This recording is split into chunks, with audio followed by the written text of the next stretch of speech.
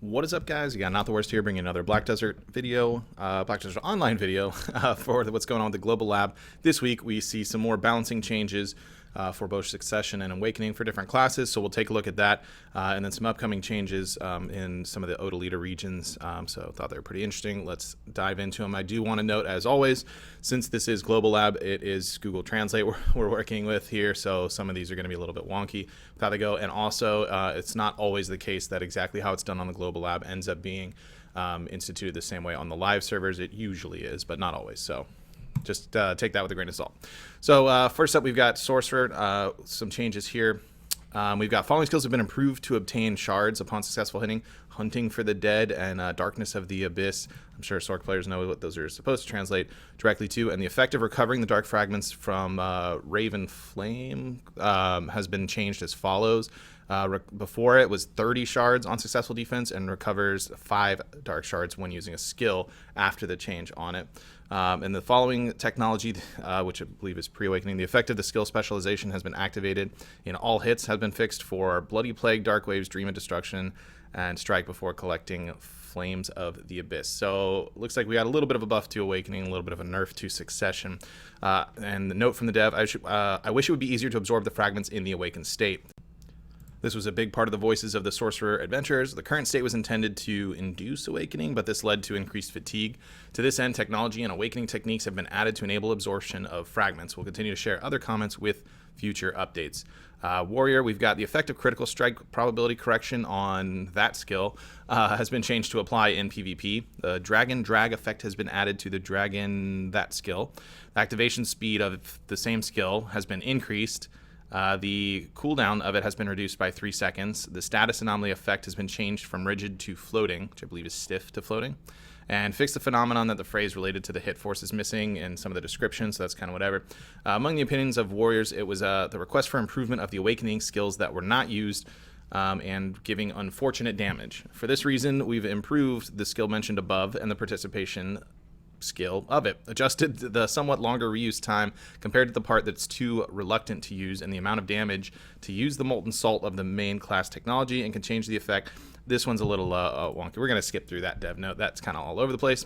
Looks like Musa here, we've got improved to obtain a red sword buff even when using pursuit technology. However, you can only acquire up to 2 levels with the pursuit technique, and you cannot acquire the red sword buff while the pursuit is on cooldown.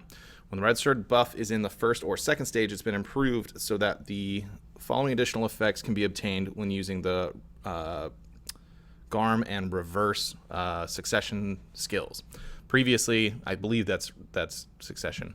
When the red sword buff is at least level 1, consumes the red sword buff to increase all hit ratio for 10 seconds plus 5%. It's now, when it is at level 2, it will increase all attack for 10 seconds plus 10%. I believe it's supposed to be there. Yeah, we're going to skip through the dev notes because they're completely atrocious with the translation to try and read. All damage dispersion effects that were unnecessarily applied in Awakening, Transmission, and main weapon technologies have been removed. Fix the problem that the following skills could not be locked. Multiple Magic Arrow, Meteor Fall, Focus, and Greater Arrow, and Residual Lightning 2 and 3.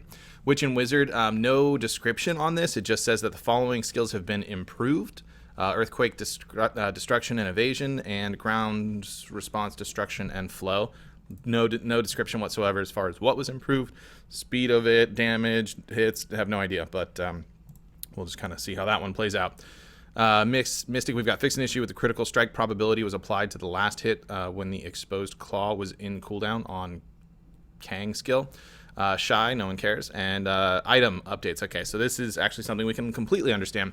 The upper limit for the integrated exchange of the next item, Copper, grade 5, I'm just going to tell you. So for pen level items, Ogre and Latents, the upper limit for what they can be on the marketplace was increased by 30%. And then also for Eye the Ruins Ring and Ring of Crescent Guardian, those were increased the maximum limit at pen level 20%. It says up to 20%. I'm assuming it means 20%. Name of the ocean coin has been changed to Crow Coin.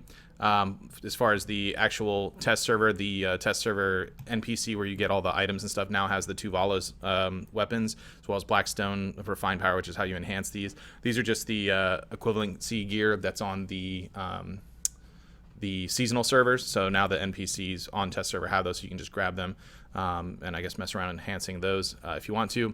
Following items have been added to polish the alchemy stone, nickel bar, pure nickel crystal, prickly plywood, solid prickly plywood, high-grade Delothia, and special Delothia.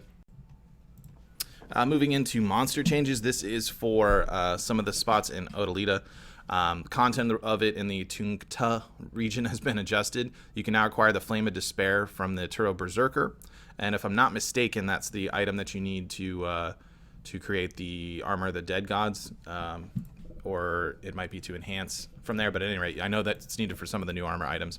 The Ancient Elemental Powder has been increased, drop rate by 50%, Kaffir Stone increased by 50%, Black Stones were reduced by 1. Not sure what 1 signifies, maybe drop rate reduced by 1, and then we don't know what that means in percentages. Turo strengthened their borders to protect the forest from aliens who've invaded the land from Tungta. Interesting. When 2 intruders or adventurers are found on the hunting ground, the Turo chief Ulutuka will reveal himself. He's a powerful monster, and if you succeed in killing him, you can acquire various loot, including the Flame of Despair. Again, the enhancing item we need for Armor of the Dead God.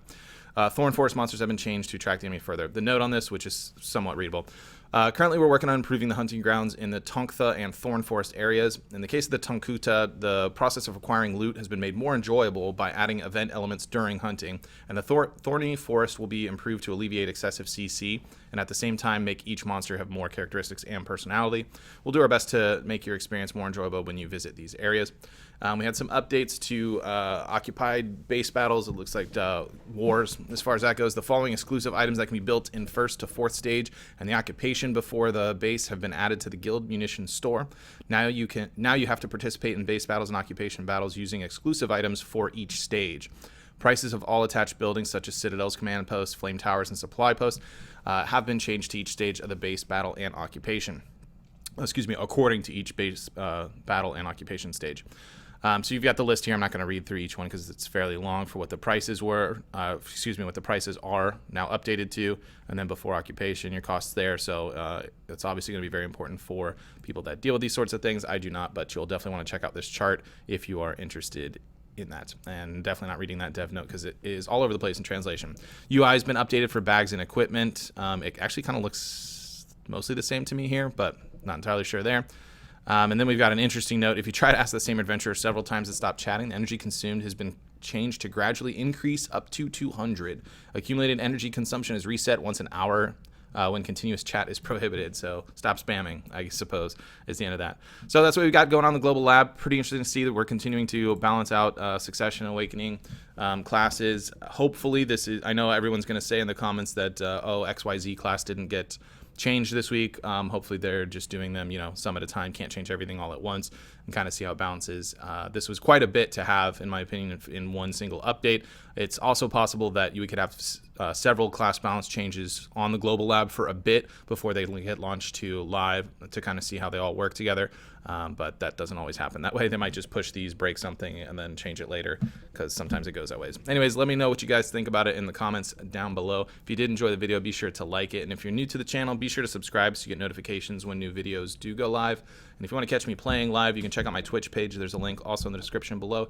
Head on over there and drop a file so you get notifications for that as well. With that said, that's going to be it for this one. I want to thank everybody for watching, and I will see you next time.